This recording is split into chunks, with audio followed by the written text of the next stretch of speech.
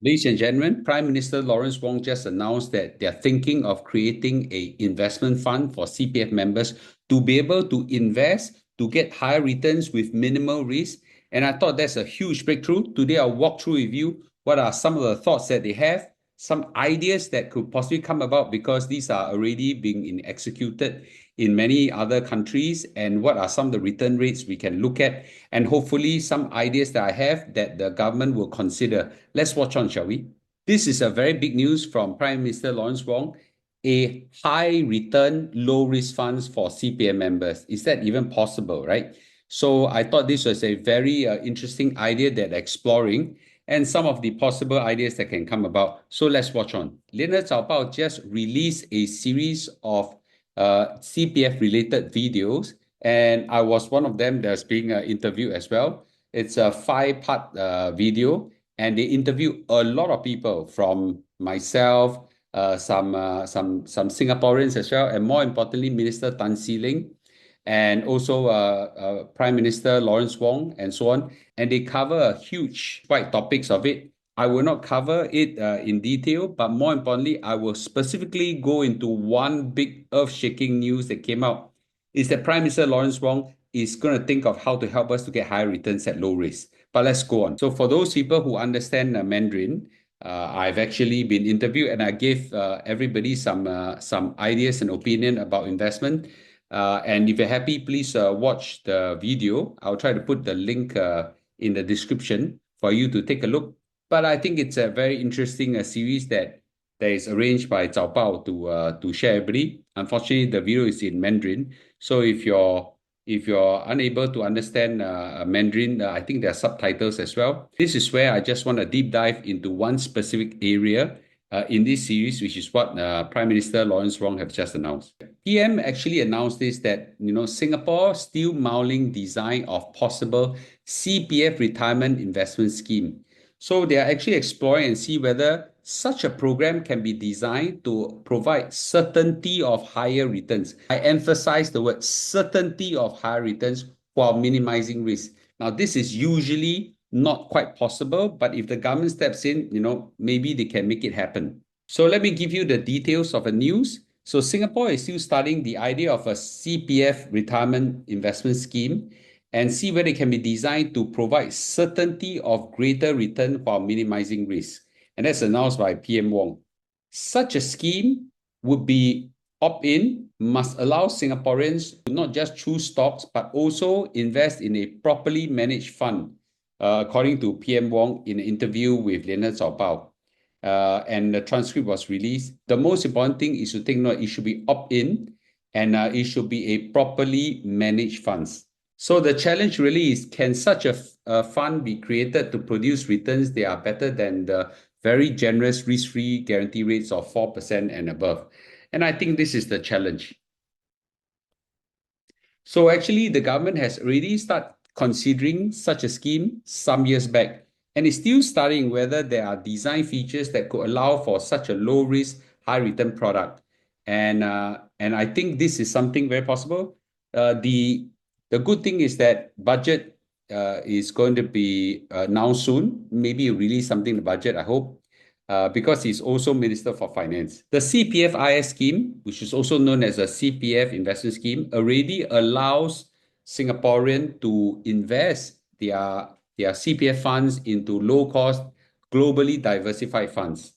You don't need to look too far. I've already showed this many, many times that I use the S&P 500 as a benchmark. The CPF allows that. So this is called CPF S&P 500 in Endowers. You already can do that. And I think other platforms also allow you to do that. There is a Amundi Prime USA fund that I invest in. And this is a US-centric fund, very low cost, and it gives very good returns if you invest at the right time, especially market crashes, and hold on for a very long time. So I'll just give you an example. I invest in this fund since 2020. In several crashes, I threw money into it.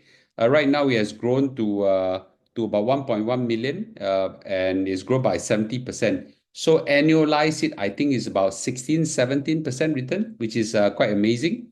So this is already allowed. So whatever the government is going to create must outdo examples such as this. There are, of course, other alternatives, right? There are funds managed by many other companies. Dimensional is the one that I invest in as well. I kind of like it. Take note here, I would like to pause and say I'm not recommending anything, okay? I'm just telling you these are already funds I invest in, and they are yielding very good returns for me. And whatever the government introduce must have features that outdo this. If not, then it's defeat the purpose, right? Are there government-run social security funds that are giving better return than what the CPF is doing? Yes, of course. Okay, it's not too far away. Look at the EPF dividend fund, which is in Malaysia. So the Malaysia funds do not give you a fixed rate.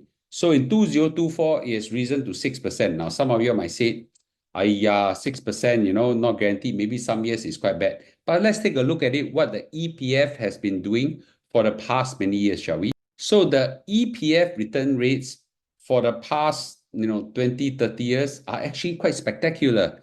So you look at it, 2024 just now was 6%, 22 was quite bad, 5%, 6%, 5%, 5%, 6%, 5%, 6.75%, 2014, 6%, 6%, 5%. In 2008, where there's a terrible crash, okay, of the stock market, it still yield 4.5%, which is quite amazing, right?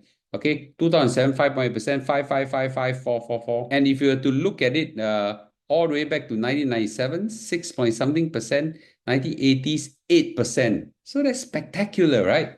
So these kind of return rates already exist in EPF, Malaysia Fund. This is an example. And I think that, such a fund that the government is creating could, take a look at how the Malaysian does it. Here, I would like to give some suggestions what could potentially come up with. I hope the government will consider it. Number one is that the government could introduce a government-backed CPF. I call it growth fund. Okay, I think the benchmark there against Sweden and Canada. So first of all, it must be low cost, globally diversified, professionally run, aim at giving a higher risk-adjusted return than our CPF fixed interest rate of 4%, So it must be at least 5, 6, 7%. Now, I recognize what PM said it should be opt-in. I agree. To let those people who cannot take some fluctuations, to consider. So this will be opt-in scheme. If you like guarantee, you stay at guarantee. You like, like to take some risk, you can choose this scheme. And I think it's very, very interesting to have this two choice approach. It should be a state-run fund that automatically adjusts the risk level based on the age of investor. For example, once you reach 60 years old, 65 years old, you can't have so much equities in your portfolio, right? It's very dangerous. And young members should be geared towards higher risk. Therefore, they should have more equities, while the older ones should have more towards bonds and more stability. So I give you an example in terms of cost of operating these funds. In Sweden, the bond fund is about 0.05%. It's very, very low, right? And for the equity fund is about 0.08%. It's very, very low. So these are much lower than private equity funds. That's in Sweden. We should take that as a chapter. And low fees plus passive indexing over a long period of time will generally do very well. And we allow gradual de-risking, meaning that we adjust the portfolio towards bonds and less equities as a person age, and this will help to balance growth and stability. And I would like to say this as well. In my course of work, I realized that there are a lot of funds that are available only to AIs like myself or some institutions. AI are called accredited investors. That means you need to have net worth of $1 million and above and things like that.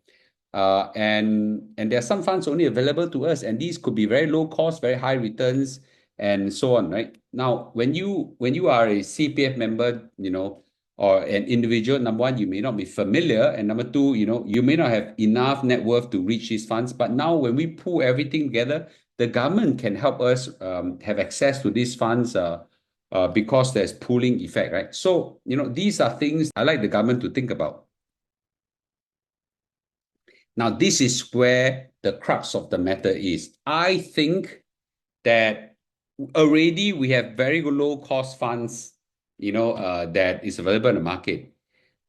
Two features I would suggest to the government is this. Number one is that they could have a partial return guarantee. That means that, whatever the market return is, at least minimum guarantee us something, whether is it 2.5% or 4% return with upside growth potential. That means that, if the market turns out bad, they will still give us 2.5 to 4%, right? This is something I see seems to be what the Malaysian EPF is doing, right? Even though the market crashed terribly in 2007 and 2022, their EPF returns are still very good. That's something that is worth considering.